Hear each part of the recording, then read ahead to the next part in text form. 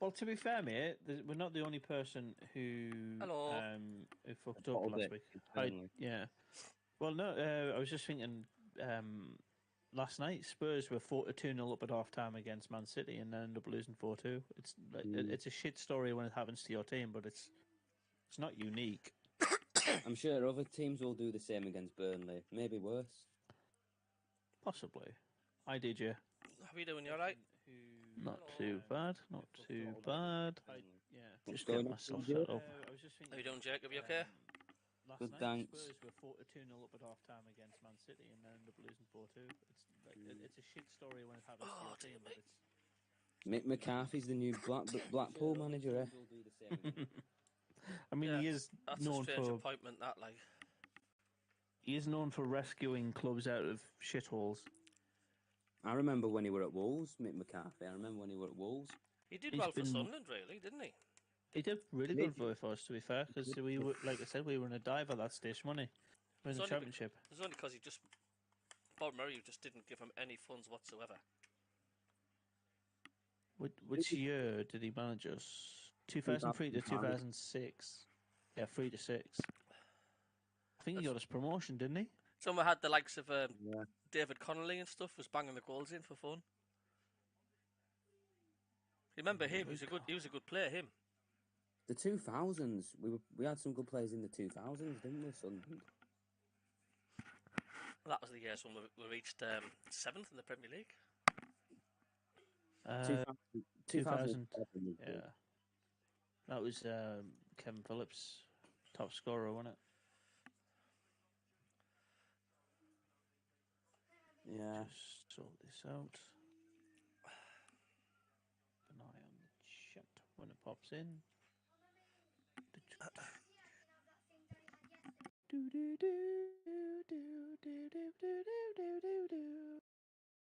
But yeah, I remember when Mick McCarthy was manager at Wolves, and I went to see Sunderland play Wolves, and it was not long after Mick McCarthy got sacked, and it was a 0-0 game.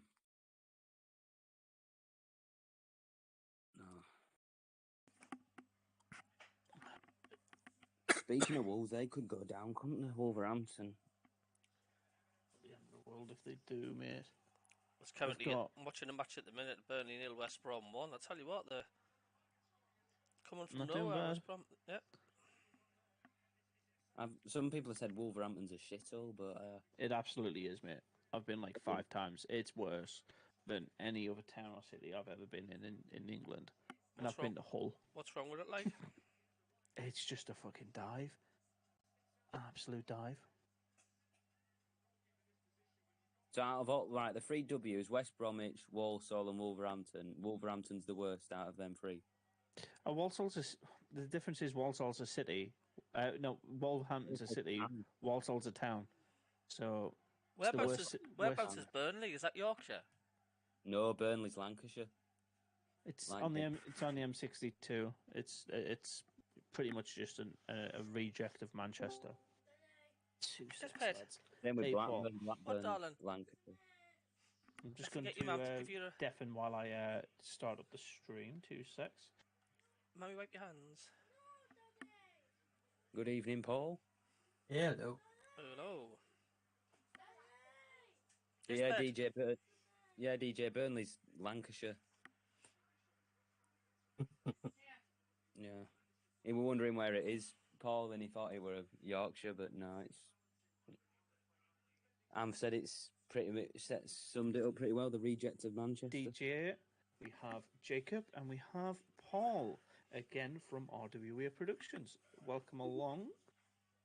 Nathan Key in the chat already, thank you, saying we need to beat Borough, the scum, 2-1 to get back into the table.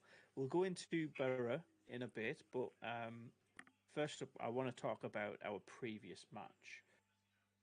But before that, hello DJ, hello Paul, hello Jacob. Hello. Good hello. Afternoon. Yeah. I'll ask the initial question. What's your thoughts about our Swansea game? I think before the red card, we were the better team. We were on top of Swansea, but Mm-hmm. The red card cost us the game. To be fair, and referee was shit. So you're blaming it on the card and the referee. Paul, what are you saying, mate? Oh, as you know, I was actually at the game, so put it this way, during the game, I actually almost lost my voice. I was actually shouting my head off at Keith Stroud. You're blaming it on the referee as well, then. Oh yes, Andy's linesmen as well. I'll ask a question leading on to that in a bit, but I think there could be some potential there around us as a fan base being too intimidating against the referees. That might sway decisions against us. And DJ, what do you think, mate? What was your thoughts on the Swansea game? I just think that the red card just totally changed the whole atmosphere, the whole complex of the game. It's difficult to try and put an analysis on it because it could have been a completely different outcome if it was 11 against 11. You know, so it's hard to really tell because it really wasn't the real. So West Brom have just gone 2-0 up again. Oh no, it's offside. It's just hard to tell because it wasn't really a fair encounter as far as I'm concerned. I do think there would have been there for the take, and down to 10 men, we did score and we brought it back on level terms. I didn't think Swansea really offered that much, to be quite honest with you. They were playing for the majority of that match with an extra man. I'm not going to harp on and blame refs and things like that. It was a stupid challenge by 09. Fair enough, it should have been a penalty against Diallo and stuff, but it's just one of those things. Just write it off. I think we have got to write off the game and chalk it up to it being one of those banana peels. I think somebody mentioned in the watch along stream about Swansea being one of those teams we never seem to get anything from. But I do think there is a lot behind blaming the referee on that because yes, the red card was definitely a red card for Luke O'Nien. There's no contest about it. Any Sunderland fan that's saying, I don't know, both his feet were off the ground. He lunged at it. He was out of control. He absolutely snapped the players in. He could have snapped the player's leg. It could have ended his career. It was that rash of a challenge. It was definitely a red card. And Luke O'Nien's come out with a statement on, I think it was Instagram, not Twitter this time. Basically apologising for his actions, costing the team 3 points, all of that, what you'd expect from him. Lippy Series just said on my chat, I could see Sunderland still going down, never know what can happen, mate. Hopefully not. There's no way. There's no way we'll go down. No chance. There's definitely more than 3 teams worse off than us, and we are, what, at least... I'm trying to think. We're 12 points clear of the relegation zone at Huddersfield right now. 4 games... And we haven't even strengthened our side yet, do you know what I mean? Yeah, I think relegation's completely off the cards now for us, unless we absolutely dip and roller coaster out of it. But yeah, for me, there is a tender hook of blame for that Swansea result on the match officiating. The Amad Diallo penalty decision, literally 10 seconds before that Luke O'Nien challenge, was not given. Why? That to me is so baffling. He breaks past him in the box, doesn't touch the ball, gets entirely the player's shin, and Amad goes down. It might look soft, but if we had VAR in the Championship, that would have been given as a penalty. I think the game would have stopped naturally at the point of the Luke O'Nien challenge, so he would have still getting the red card. But Amad Diallo, the game would have continued on from the penalty spot, not the free kick. Do you disagree with that, lads, or not? It could have been a different outcome. But it's how many shitty decisions the referee is gonna impact Sunderland games. It's gone on and on and on, and it's still going on. That's why we need VAR in the Championship. Stop these clowns. That's literally my question. Should we have it? Yeah, definitely. Yeah, we need it. The thing is, that penalty actually was in front of the referee as well. Yeah.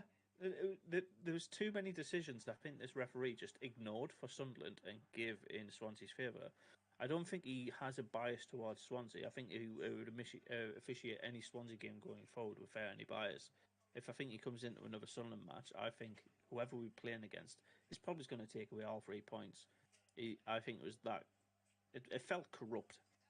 And I don't usually throw that word around a lot.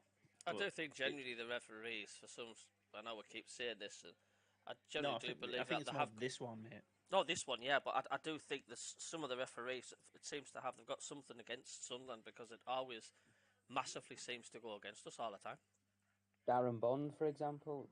Aye. Look at Darren Bond. Basil I don't think Darren Bond's corrupt. I just think he's a dick. You're not like it. He's the fourth official on Sunday. So there you go. Any decisions on Sunday that requires the fourth official, I don't know, substitutions, anything like that, he will be a dickhead to us, and I don't think there's going to be any real change around that for a while. Yeah, I'm just really frustrated. The goals for Swansea. What do you reckon of them then? The opener. You were there, Paul. You go first. What were your thoughts when that went in? First goal for me, that was offside. That was actually in front of me because I was in the southwest corner. Who was offside from that though? I would say that their player was offside. I'm not sure he was, but I had the benefit of television and footage. So you felt that was offside. I just think all 3 of their goals were messy as fuck. Our defenders were all over the floor. I like how Jacob and DJ are in the chat asking each other questions. Well, I know exactly what the question's going to be. To be or not to be. To be or not to be. Yeah, I don't know. I just felt like defensively, going down to 10 men, we didn't make enough changes to solidify Luke O'Nien leaving the pitch. We come into half time. We've made one sub. That was Ballard from. It was Ballard on for. Do you remember? It was like the half an hour mark. Ballard was already on the pitch actually. Danny Bath came on. Bath, yeah, right, okay. So Ballard was off and Bath was on. So that to me is we're not changing anything other than going from a 4 at the back to 3 at the back. And I think 3 at the back. Roberts came off for Bath. So it looked like we were making some more defensively minded substitutions at the 22-minute mark after all that chaos had settled. But I think there should have been some subs at half time. I think when our mass number of subs came on, it was all too little too late. There you go, look, 3-1, Cooper, 70th minute. We make 4 subs 5 minutes later. Why are we not making them subs sooner? It made no sense to me. The energy levels required to keep this team in the game were going to depreciate a lot faster than Swansea. Thank you. Appreciate that. RWA saying, looking forward to having you on our channel on Tuesday. I'm looking forward to being on the production on the live stream. Ballard came on for Roberts Bath. Sorry, but yeah, it's I don't know. I'm really quite bitter about that game. I know we've lost in the past, and I generally get over them quite quickly. The Burnley one being quite. You'd like to see a fair one. game, wouldn't you? Like to see 11 against 11, a proper contest to see who literally will come out on top. But you weren't able to do that on Saturday. I think that sums it up, DJ. Thank you. That's essentially it. It just feels like I've been slapped in the face with a cream pie. If that was a boxing match, you'd be wanting a rematch, wouldn't you? Yeah. To be honest with you, I said to Bowers after the game, if we stayed 11 men against 11 men, do you actually think we would have actually won them? The way Yeah. we were performing the first 20 minutes, we were on top of them, mate. The way we held out for the first half, I think we were the better team in that first half if we had 11 men throughout it. The pressure was just going to be too much. Once you've got a gap in your pitch and the opposition have got time to stop, rethink, and be repositioned to take advantage of it, it's naturally going to fall in the favour of the full squad. So, yeah. I think we could have. I don't know if it would have happened, though. We definitely could have, because even down to 10 men, we score a goal, right? That tells us they had vulnerabilities that we could have exploited. You're a good side, Swansea, though. But like, Yeah. they've got a really good record against Sunderland as well. Yeah, I don't think we've beat them since like 2014. It's been nearly a decade since we've beat Swansea. Why do you think that is, though? I mean, what do you think causes a bogey team? Is it to get something set in stone in the mind that causes that? Is it just the name Swansea because it's they were in the Premier League for quite a long time and it's potentially in the minds of the players? Oh, these are a big team. Are they afraid of them? Are they showing them too much respect? Must be something going on. Good question. I'll let Jacob and Paul answer that one. I'm not sure. So we've had a few bogey teams over the years, like Burton Albion, Swansea. I don't know what it is. Is it? It's just I have no idea, to be honest. Because they were they were in the Premier League for quite a long time, Swansea, weren't they? Yeah, they were, and Man, I don't think bogey teams are a real thing. I think it's just the team on the day performed better. If we're using ex-Premier League teams, so much of this championship is full of teams that have been in the Premier League in the last decade. We can't use that as a barometer of this team has a good history, therefore we should be concerned. I think it's have we got a better starting 11 and better sub bench than the team that we're coming up against? If the answer is no, then a point is what we need to aim for or better. And if the answer is yes, we should be winning. So teams like Norwich, I think we should be drawing against because they have got likes of Pookie, who's Premier League quality. But the likes of Millwall and Luton, I think that we're on their level now. Yes, sir, actually. So do you? Did you say sorry? Yeah. Yeah. So I don't know. I think once we get towards that top end of the table, where Watford are now, where West Brom have somehow miraculously came up to now, it's one of those things where until we get the recruitment right and the team gel, we should be hovering around the mid-table mark in the championship. I'm sorry to any Sunderland fans that have higher ambitions than that. I have higher ambitions than that, but realistically, that's where I think we're at. Yeah, that's what I think we'll finish as well, mid-table. Leicester's just waiting patiently. You on the wacky backy?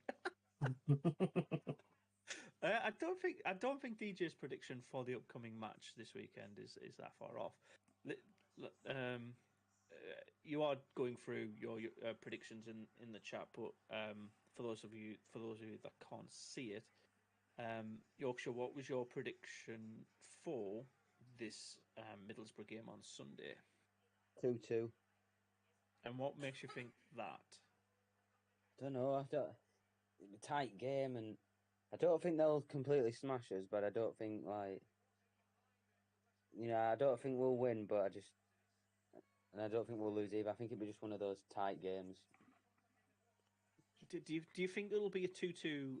I don't know if you saw the games this weekend, but there was a 2-2 where Reading took the lead 2-0, home team 2-0 up at half time, and then the game ends 2-2. Do you think it'll be like that? Do you think because we're the home team, we'll have a really good first half, go 2-0 up, and then invite them on and try and defend that lead? Or do you think it's going to be one goal each, then back and forth? Probably back and forth, one goal each, to be honest. But it wouldn't surprise me if the first option you said happened.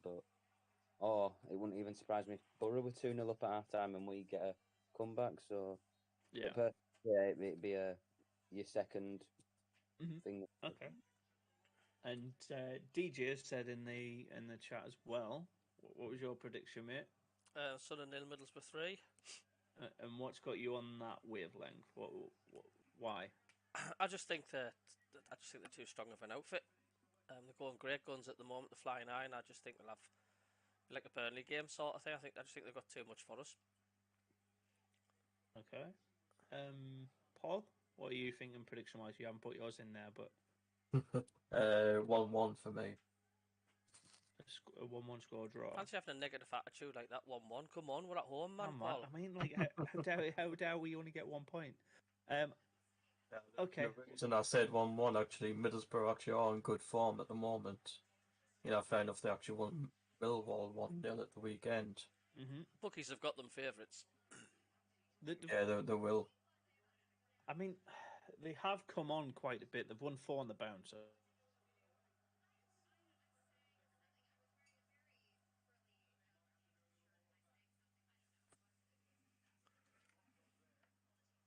Go for just a 1-goal game. I'm going to go for Sunderland 1-0.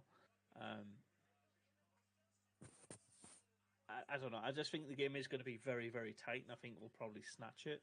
For me, ultimately, what I want to see from this game, even if it is a boring 0-0, I want to see more clean sheets from Sunderland. Defensively, now that we are without Luke O'Nien as that, I'll play it anywhere you want me, Gaffer player. I think we might actually do better with dedicated defenders in defence. You've got to put Bailey Rice. You've got to put Danny Bath. You've got to put Ballard in the back, because that don't get me wrong, I really like Luke O'Nien. I just think his natural position is not a centre back. He's just not. Yeah, well, Tony Mowbray said today actually that Bailey Wright could actually feature. It depends on the scan actually. Yeah.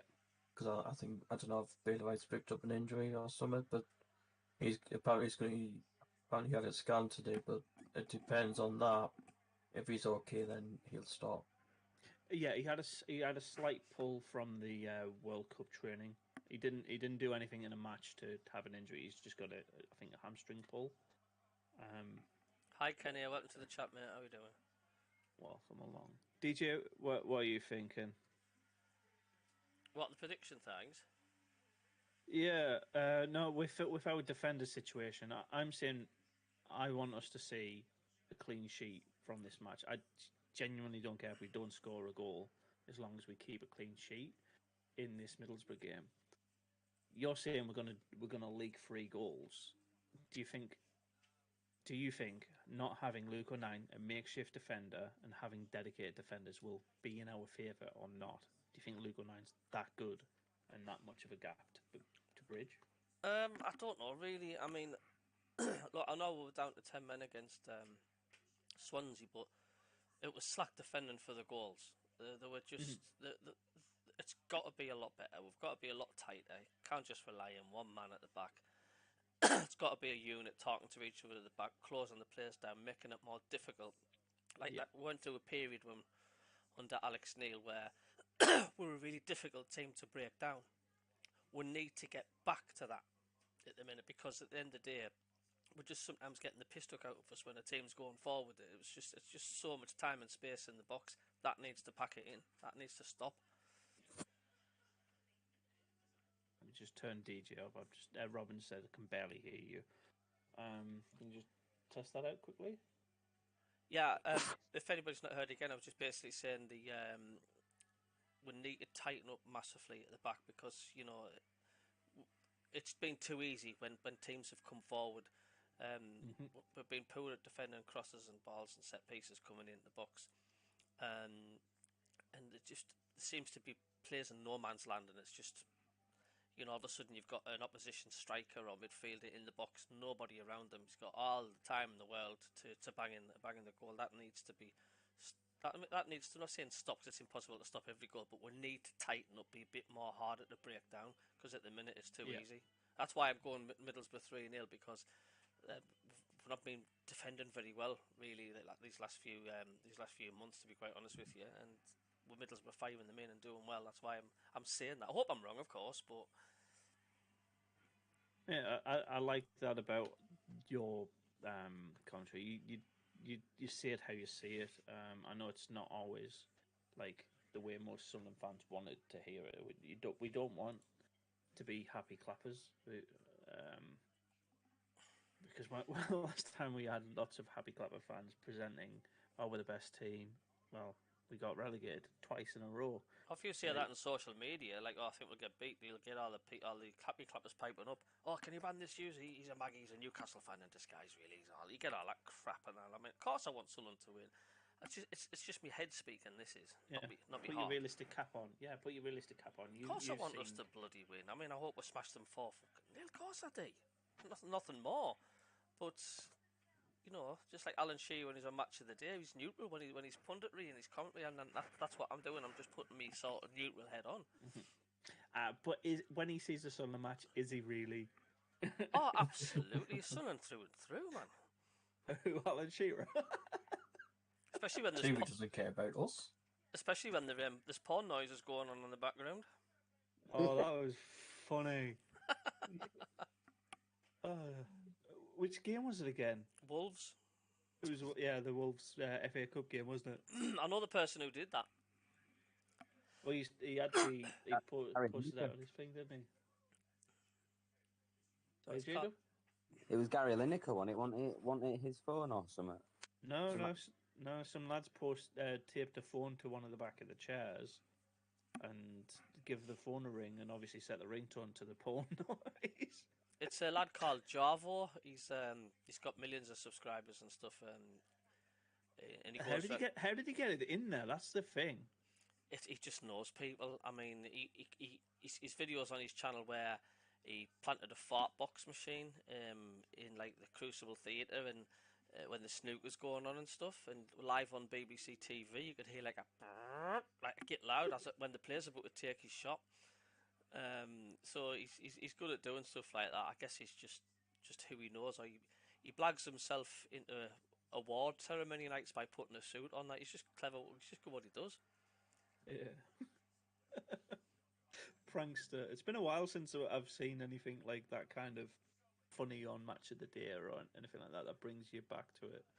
I think the last like proper stuff was the Macca mover against the Geordie Dancer on Soccer AM. That was the last time I actually. Mm-hmm. Kenny has just said, didn't see the game out of the UK. Just got text off my grandson, but he was going mad about the referee. Oh, honestly, are we talking about the Swansea game again? Yeah, sorry. Yeah, he's just on the chat. Yeah.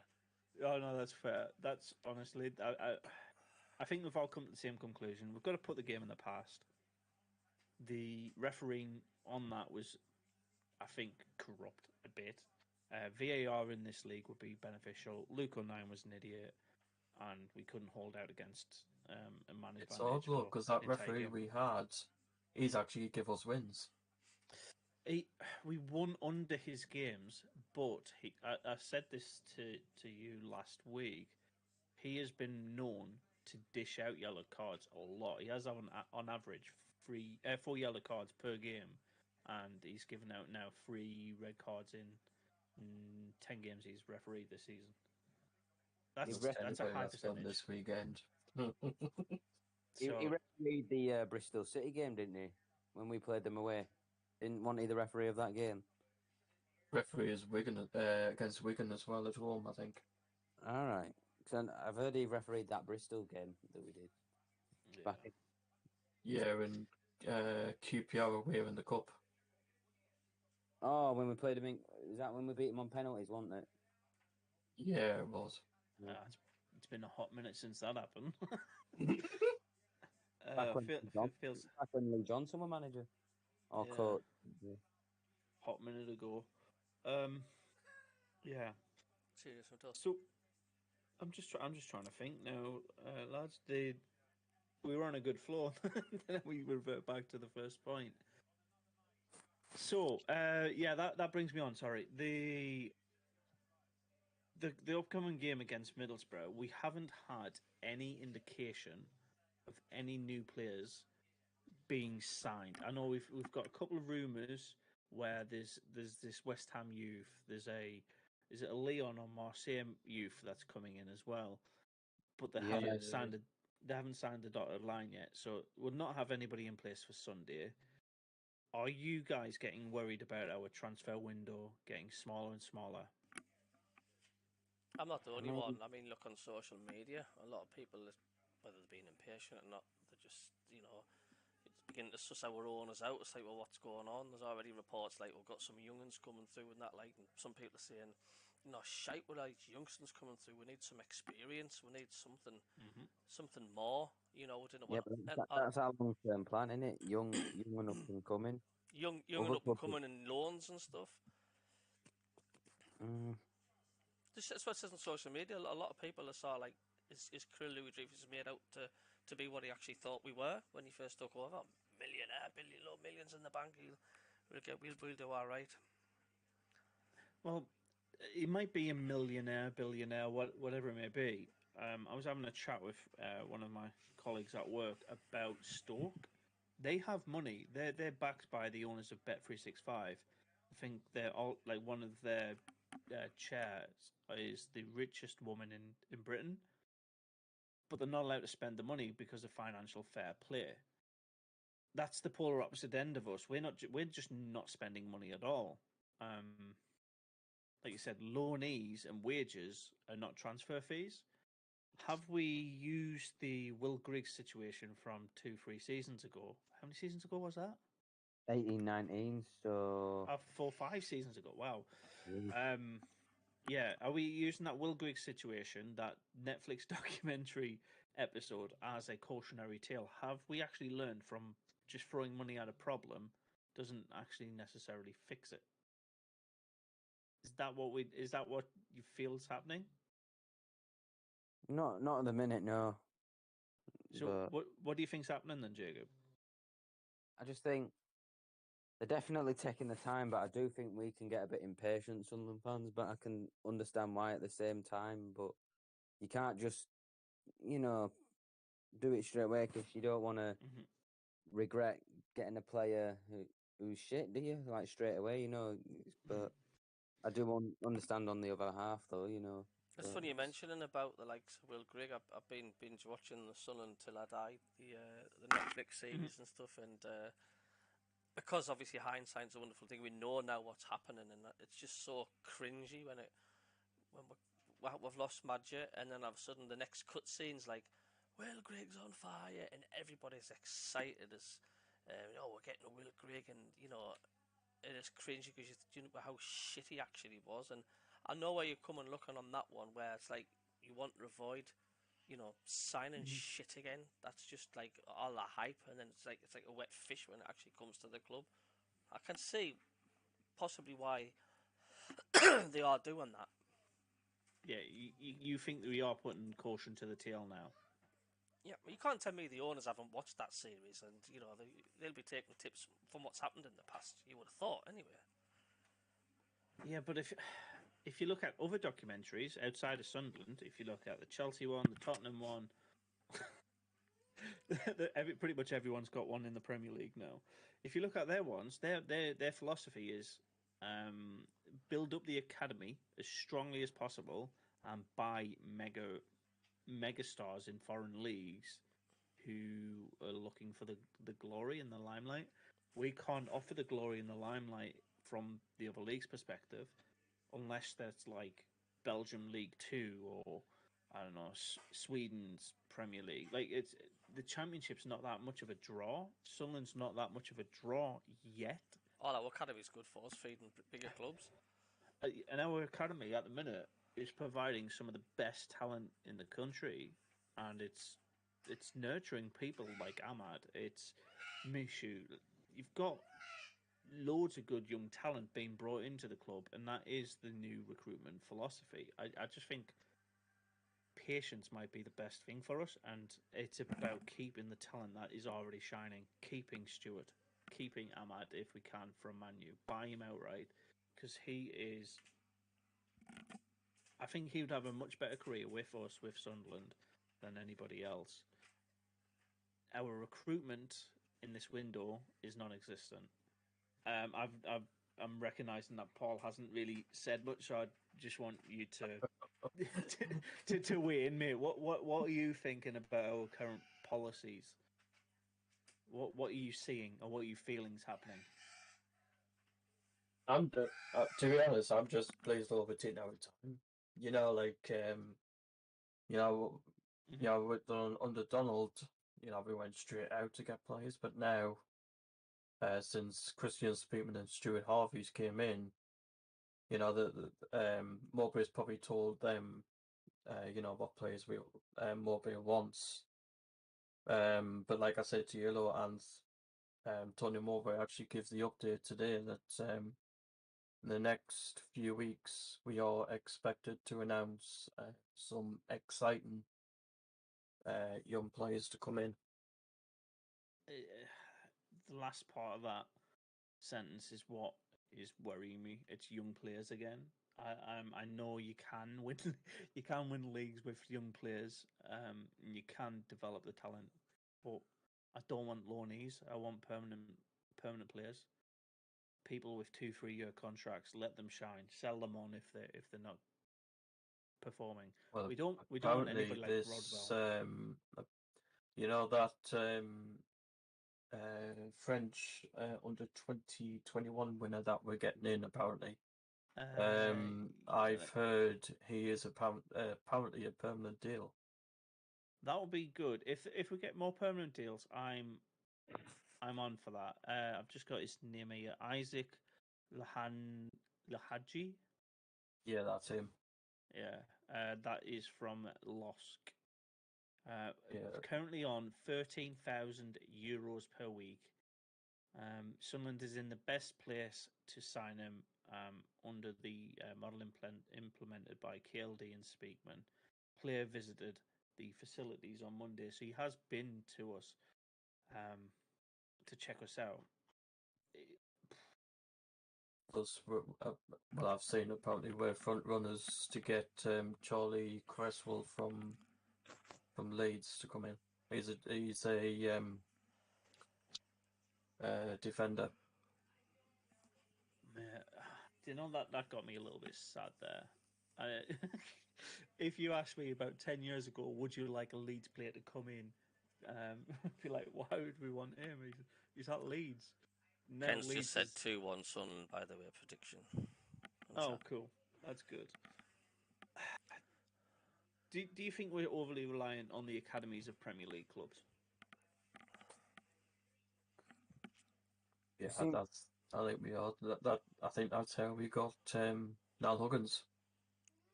Yeah. We got Jack Diamond that way, didn't we? Back in the couple of seasons ago. Got Barr, got Diallo, Roberts. It's just difficult, isn't it? Because all the big clubs are there with the fishing rods and the hooks, just waiting. Obviously not just for Sunderland, but any of the other smaller clubs. Well, dare I say smaller clubs, but I'm on about the side in the leagues where we are.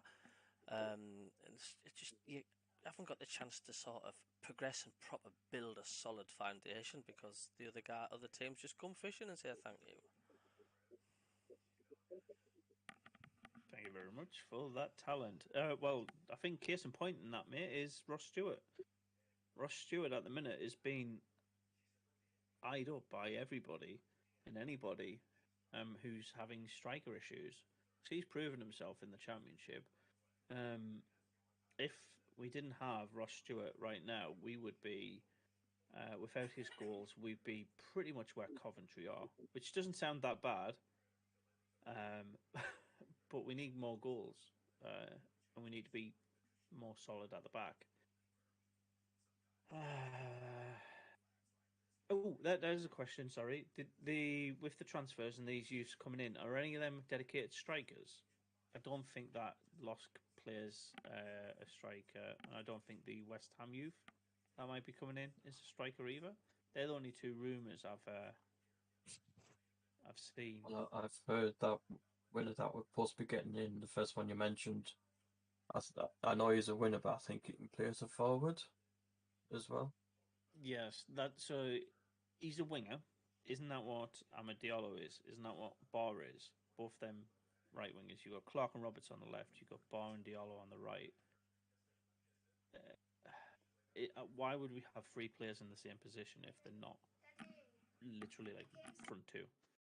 I think unless he's going to be right forward and left forward, unless we're doing that a little bit wide on the edge of the 18, it doesn't really make much sense to me, at least.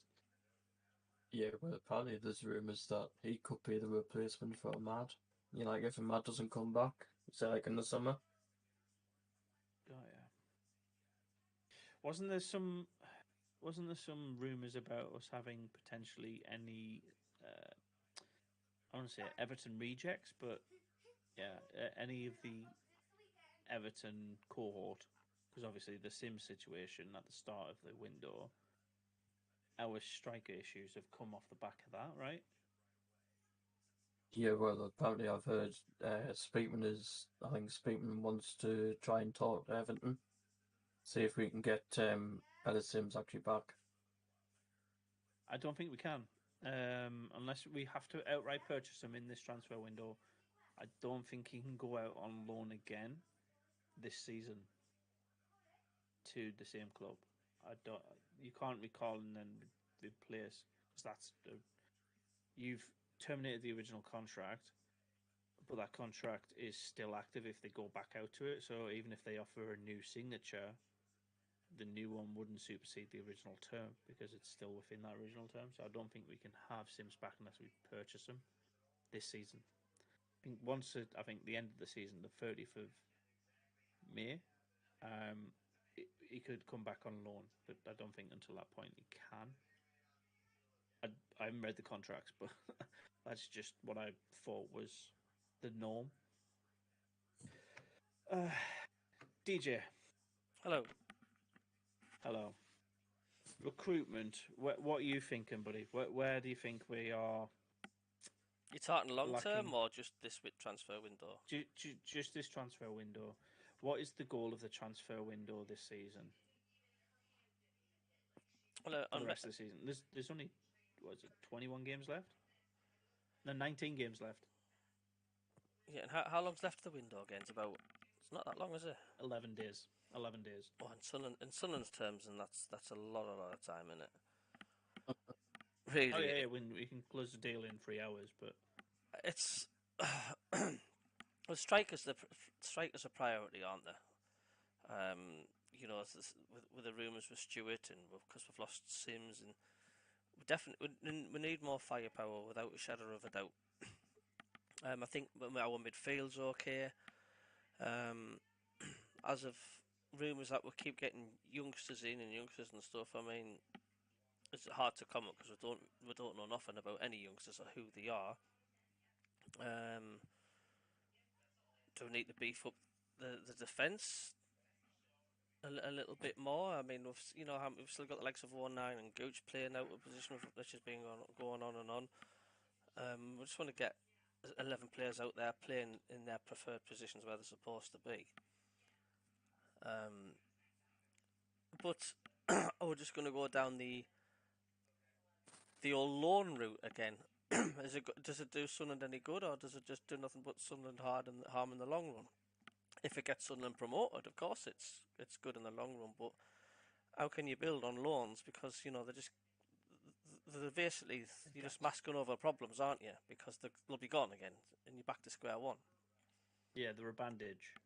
They're not a permanent solution. Yeah, it's just like taking a paracetamol for a toothache, isn't it? Instead of pulling the fucking tooth out. What the problem is, it just seems to be an easy cop-out loans for Sunderland. It's been going on for too long. I don't know about paracetamol, but Diallo right now is definitely codeine for us. I don't know about codeine. I would actually say morphine, to be honest with you. with some laughing gas involved as well. Yeah, some bit of laughing gas, yeah. Yeah. We have done quite well recently with our loanees. I don't think that's an issue. I think our loanees have come into the club, gelled well. Like you said, I think it's over-reliance on loanees to stick around for the long term. And the Sims is a cautionary tale in that wind. What happens when the parent club's struggling? They're above us in the tier. They're in a different league. whatever, and they want that player back for survival.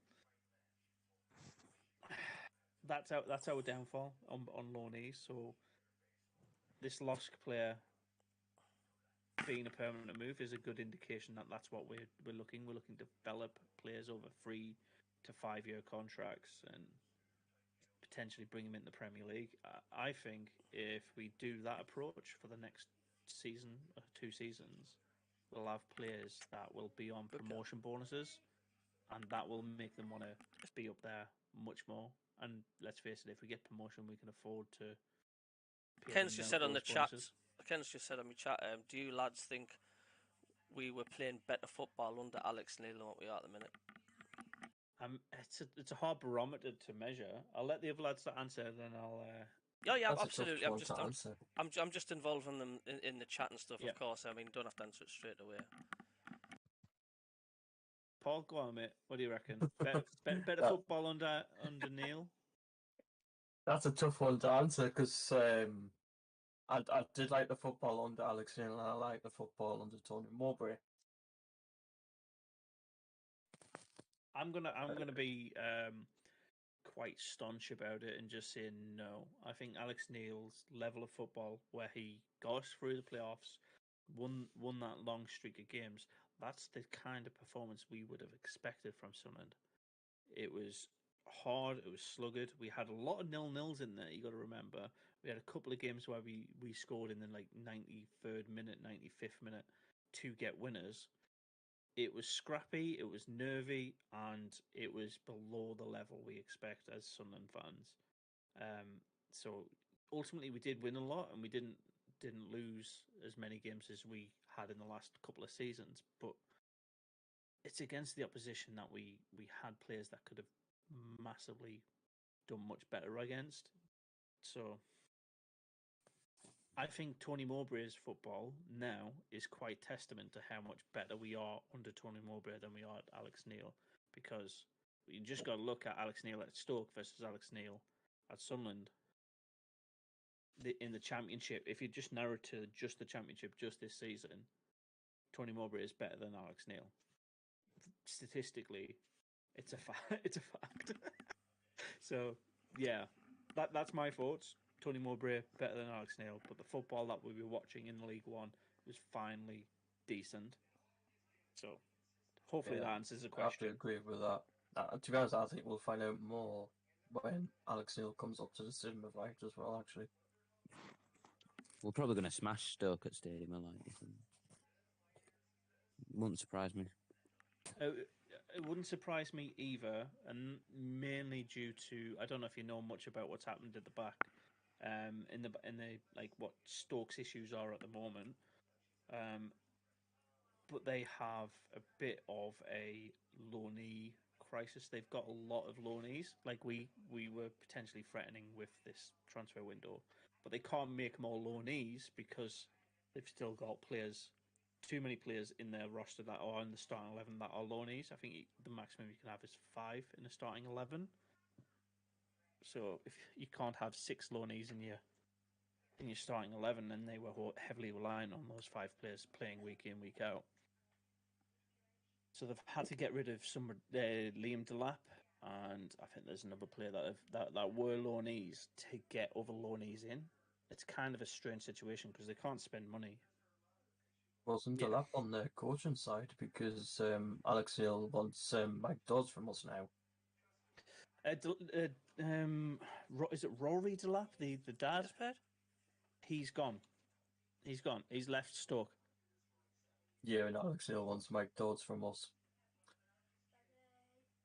To be fair, Mike Dodds, let him go. I'm really not that worried. Back in a second, lads. I'll put my daughter upstairs. Hold on. No worries, buddy. Catch you in a few. 4 minutes later, Burnley, minutes 58 or 59. Faisal, welcome back. Yeah, it's an interesting one to think about with transfers and who we need and where we need them. Sorry, I just bowed my head. If the rest of this transfer window we don't actually bring anybody in, how concerned are you? I'll be fairly concerned because I would like to see some new players, but I mean, we've still got some good players already. So, but I would like to see some new faces come into the club. So, we'll be fairly concerned if we don't have any players in soon. I'd be more concerned just for our striker situation. But Paul, what do you think of it? Well, to be honest, I would be worried if we didn't bring any players in. The thing is, I was talking to Acacia earlier on today, and I said to Acacia, I don't know why we give Christian Speakman the sporting director role, Okay. because apparently Speakman actually wasn't sporting director at Birmingham. No, he weren't. This No. is the first time he's actually been given this role. What was he at Birmingham? What did he do at Birmingham? He was head of recruitment. All right. So he was responsible for all of the back office staff, not players, back office staff. Would you think we could do that with him at Sunderland and make Dreyfus the full owner? Would you be happy with Dreyfus as like the full? The ownership situation, I think, will change as soon as we hit playoffs or relegation fodder again. If But mind having Dreyfus as a full owner, would you like? I wouldn't mind it. I think we need to move away from consortiums and groups and stuff like that, and just have one outright owner. Exiled. Sorry, I've just got Exiled and Josh pop into the chat. Exiled, ping me a DM. We'll set up a time. Not a problem. Let's do that. And Josh asks, what's the news on the transfer, mate? Any insight? So we have had, just to sum up so far, we've got two players, two youth players, one from West Ham and one from Losk, who are on the cards. They've checked out our academy, just got to sign contracts, apparently. So we're looking like we're getting a CDM and a right winger. Is that right, Paul? Is that right, Jacob? Yeah. Yeah. Well, actually, the lad from West Ham Hi played guys, I'm back. tonight, actually, for the Premier League 2 for West Ham, and I actually watched it. He actually scored tonight. Oh, okay. So he's more of an Fucking attacking midfielder then, or was that just a good moment in the game that he pushed forward? I would say that was just a good moment in the game, to be honest. Yeah. Good. So at least we know that you can put the ball in the back of the net. That's a good thing. Confidence is, so Ekwa is playing for West Ham tonight, under 21s. And yeah, like you said, just scored. So that's a good sign that the players we're getting in are confident. They're looking to develop themselves and they're looking to break through in the game. Sunderland is a perfect club for a lot of players at that age level to do that now, because we've got that philosophy.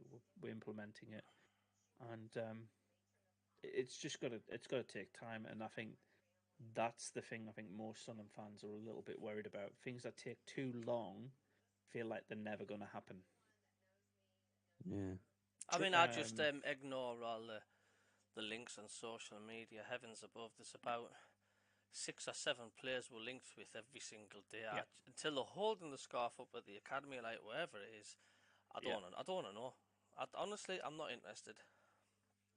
I'm kind of interested because it puts us in. This is the caliber of player that's looking into us. But like you said, unless it's on the Sunderland. Oh yeah, Sunderland I mean, feed I itself, totally get where you're coming from. I'm not saying about not being interested. I mean, of course, I'm interested of who the caliber of player like, but I'm on about like when these posts saying, "Oh, we've signed this player, we've signed that player," and it's nothing's official on the club website or out like that. That's what I mean. Yeah, no. I saw one earlier on saying we've signed somebody and well, we haven't. We haven't until he's holding the cloth. That's what I mean. Exactly. It's bloody stupid. Well, I sent a tweet like that earlier. Yeah, the Sunderland fan put out, "Oh, there's going to be scarf pictures before the Middlesbrough game." I put back, wait until Sunday and find out. It might be that we have actually signed people, but like you said, the scarf pictures. I don't know why the scarf pictures are the new norm, or the shirt in front of the academy, but well, it's come on in the second half. Or isn't there a lead time? Like you can't make a signing and play them within a certain period, or can like you can make a signing and they could play a match 20 minutes later. Is that? I don't know the time. What I meant by that is when like Bar and Mishu and Ahmad signed. Yeah. Sunderland actually unveiled them on the pitch at second half. Oh yeah, that was weird. The four of them. Yeah, they came out second at half time. Well, That was yeah, really yeah. bizarre. Well, the fans were taking the mix here, like it's a new band, E17 and things like that, and new kids on the block and stuff. All the posts were coming out. I remember that. Yeah. Vaisal, is that a prediction you're seeing for the Sheffield Burnley game? Because it's currently still showing here as 1-0. You're saying Sheffield 2, Burnley 0. Oh, Sheffield 2-0 and Burnley 1-1. I think they're predictions. 'Cause that could be frozen. I haven't done any predictions for a while. I didn't get my finger out. I've kind of gone off predictions. I've changed my format for my main videos to this is what's happened, essentially, like the previous roundup.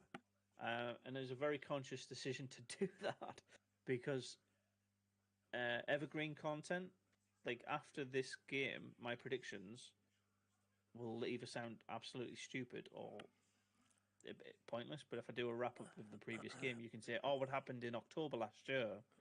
You've got that. This is what happened. It's a very good night for Sheffield United so far, closing the gap only to just 2 points. 2 points. Yeah, the top two in this league, I think, are running away with it. If you look at the gap between West Brom and Burnley right now, even though West Brom have beaten Burnley, it's still 15 points. That's 5 wins and 5 losses. I don't think there's going to be a streak of 5 losses in the 19 games left for Burnley. They've lost 3 all season. Burnley won't lose this game tonight. They will not lose tonight. I don't think they've got 5 losses in them either, though. I think Watford will be the third team to go up, so I think it'd be Burnley, Sheffield, and Watford. I'm not writing the others off. I just think Watford. Yeah, I thought it were going to be Blackburn at first, but you mentioned that I don't think they'd survive in the Premier League with that win-loss thing that they're doing in the Championship. It's frightening their record. Like, let's say the last 20 games, it's literally just green across the board for W for wins. It's frighteningly how good they've been. We want to stop Middlesbrough getting 5 W's in a row as well. So somehow, yeah. Just I wouldn't mind a D in the middle of that. I love a D. Well, they did lose their FA Cup game 5-1. Yeah. Yeah, FA Cup's a bit of a strange one. Yeah, we know how strange the FA Cup is. Look at the Shrewsbury game. Look at the Sheffield Wednesday game. The FA Cup provides upsets left, right, and centre. Hope it doesn't happen to us next week. How many games are we playing between now and next Sunday?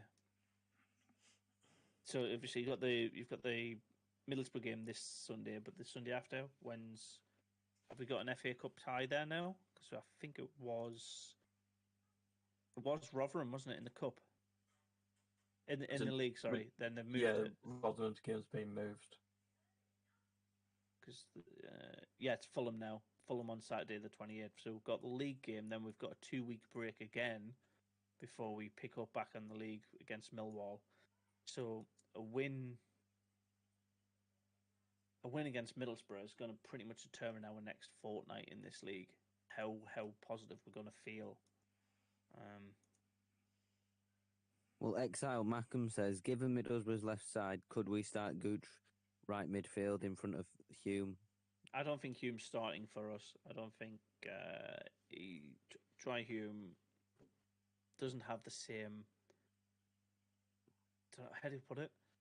Gravitas, trust, whatever. In the Gaffer doesn't have that same level of trust as we did in the previous Hume. Denver was a lot more favoured by the head coach. Troy, I think, still trying to break through.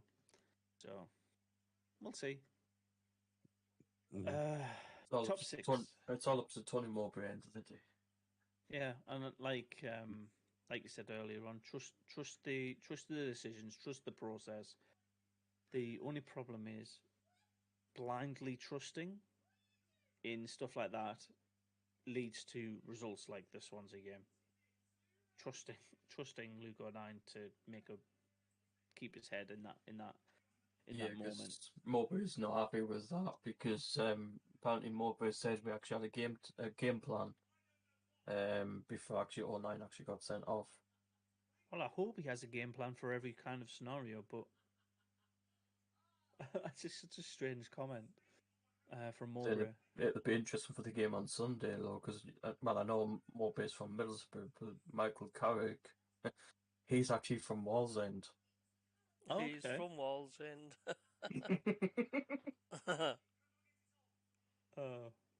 DJ, what are you thinking, buddy? What's your take? Oh, a horse, nice. What were you on what about are you again? thinking? There, I was sort of. Have you just switched off? Have you just switched off emotionally? We're just talking about how some players are not breaking through to the squad, and we've got to trust Mowbray. We've got to trust him making the right decisions on games. Unfortunately, that's all we can do, really, innit? He's the gaffer, isn't he? And you can't say he's not experienced. He hasn't been around the bush, So you would like to think he knows what he's doing. He knows his best 11, and the reasons why that there's certain players getting left out. Do you think something like communicating what he wants to achieve better before the game? Because obviously we have conferences before every single match we play, right? Do you think those conferences have turned into a bit of a joke rather than an actual... Sunderland fans want information. That's essentially what we want going into the game. We trust that they're picking out the best 11 for the match. We hope that they've got the tactics. Is this just from the manager you're on about, yeah? Yeah, from the gaffer, from the head coach. Do you think the information that they give out before the game is enough to put our mind at ease? I think because he's the coach and not a manager. I think he's a bit scripted what to say from the board upstairs. I think he's sort of limited what he can say. I wouldn't be surprised, to be honest with you. But I mean, you listen to Tony Mowbray's pre-matches and stuff on Radio Newcastle before games. They're very, very much the same as. Yep. You know, all he seems to say is, we're feeling confident today. The lads will get together and, they'll battle hard for the ball. It's like, yeah, we know what we want to do. That's what he always seems to say every week. And also, as a kid, he did something. That's like, as a kid, I did this. He always gives us a childhood story for some reason. Well, yeah, the last one he was talking about how he used to always go down to Deepdale to watch Preston play when he was little. But he insulted the fans because he didn't know who the manager was when he was asked. So, is that right, Jacob? I don't fucking know. Where's that band? Get him off this thing. He's doing my pissing head in now with that fucking joke. There's no need, is there? But yeah, it's what, right. What are you thinking, Paul? It is right. It is right. Yeah, Paul? it is right. I don't know what childhood story he said actually. If anyone remembers. Well, he was talking about mentors and polos. Then he was talking about cakes and all that.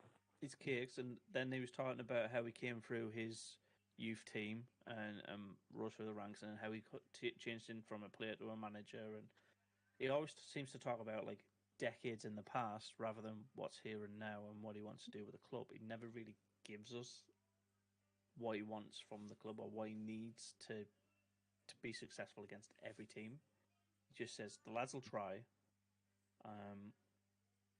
That's about it. That's all. Like you said, DJ. It literally just says the lads will put in an effort. Like that's the bare minimum, surely. Them two press conferences with Jaffa Cakes and Mentors were pretty funny, to be honest. It was just like they're funny, but they don't help us. No. If we're losing games or we're dropping points, it don't help us as fans to go. Oh, he actually knows what he's doing. They just make him look like a joke. I started laughing today though because the manager took in, I think it was Nick Barnes. I think they actually gave him some jammy dodgers, Yeah. and Tony Mowbray said, "Sorry guys, I don't want any more big kids the kids have told you stop making us embarrassed on the radio and stuff. Didn't he have grapes one week as well? Yeah, Yeah, I think he had a box of grapes. Like, that's what the conferences are about now. What's he eating? That's it. Good job. I don't have any press conferences talking about me pickled pig's feet, isn't it? Oh, man, I don't know how you eat that. Genuine wouldn't feed it to my dogs. So, a what? don't he eat pig's trotters as well, DJ, or something like that? That's the same I have pig them with on a pig Saturday feet. night sometimes, yeah. What do you have on your pizza, DJ? I bet you have pineapple, don't you? Liver and onion and pineapple sometimes, yeah. Are you even human, DJ? Jesus Christ. Hey, don't knock it till you try it and then come back to me, please. I'm all right. You enjoy it. If you enjoy it, you enjoy it, but not for me. Thank you very much. Pepperoni's the best, DJ. Pepperoni pizza. I thought I was banned anyway. No. All right. I want to ask one last light-hearted question. What is the last thing you eat, or the first thing you eat before a game? I don't know. Maybe. Do you Well, have a ritual? Do you go to a burger joint? Do you go on?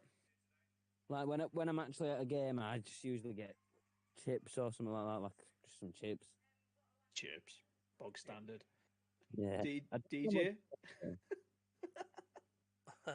You mean when you actually go into a match itself? Yeah, do you have a pre-match food ritual that you go for? Oh, it's got to be from one of them mobile van unit things, isn't it? It's got to be the burgers with the fried onions and that cheapest of cheapest tomato ketchup that they use in the squirty bottles. That's got a few pubic hairs wrapped around the top of the nozzle. Oh, fuck off. That's what they are. No, it's all right. That's not a bad show. Paul I always get a cheeseburger from one of them joints. on the Yeah. burger vans outside the ground. That's where my chips are from as well, like them that as well. So Yeah. I mean, they literally are manky, Inside but the they are ground tasty. is all cashless now, so I don't know how much chips cost though. Usually at a football game from them vans, is it like how much is it generally? It's like £3, to be honest. It's not cheap, but you're at the game, they're convenient, they're hot, and they're right there. So yeah, for me, it's usually a Greg's. It's a steak slice or something, and a bovril and a pie when I'm in the stadium. You gotta have a pie. And you're copying Steve Bruce there with Greg's, aren't you? I think you're copying Steve Bruce. I know. I'm not. I'm definitely not copying. I might be like getting towards the Steve Bruce physique, but no. He's like, he looks like a cabbage head, doesn't he? His cabbage face or something like that. Steve Bruce. It does look like a cabbage patch doll if like they did elderly gentlemen. Right. And on that note, you I think imagine I'm what going the to wrap media up. would give him for his press conferences. Or they just give him a Bratz doll or a Barbie every week. Let's play with it. You can play with that. Show us your tactics. Maybe I don't think he had tactics at West Brom. They got rid of him for a reason. Right, I think we've gone over an hour, so I'll wrap it up there. Thank you very much, lads, once again for another fantastic football show. Well, lads, on to the. Before we actually fully wrap up, do you want to do quick shout outs of what you're doing next online? I'll start with Paul, go to DJ, and then Jacob, and then we'll wrap up fully. So, Paul, what's next for you online? On Sunday after the game, I'm doing fans' reactions outside of the Bob Stokoe statue. Yep. And then Tuesday, of course, you're coming on, Hans, and we've got Sky Sports' Chris Cooper. Going on to RWA Productions. Yep. Perfect. DJ, what are you up to next as well? Burnley have levelled against West Brom, by the way, in between me and you talking there. I'm presuming DJ, because he's gone silent, is dealing with one of his No, I'm here. children. I'm here. Oh, Yeah, well, apart from we're doing our stream for the Middlesbrough game, I'll just be putting like the odd video up of just the classic games from Sun and some funny stuff and whatnot. I used to do like the reviews of matches and stuff, but we'll see it all on the show, don't we? On Friday, so yeah, we pretty much do. Cool. So see you on Sunday, DJ, for the match Yeah. watch along. No matter. Jacob. I think I'll just be sharing like on social media the game, like the result, and then before the game or whatever. But I think also what DJ will be doing, I think he missed some out. I think he'll be wanting to know who the Preston manager is, so I think he'll be researching it on Google. Do you know, I'm getting tired now, and it's not because I'm like need to go to bed. It's just of this joke. Well, you got to tell him. You got to tell him, man. It's none of you. We've already established it's none of you.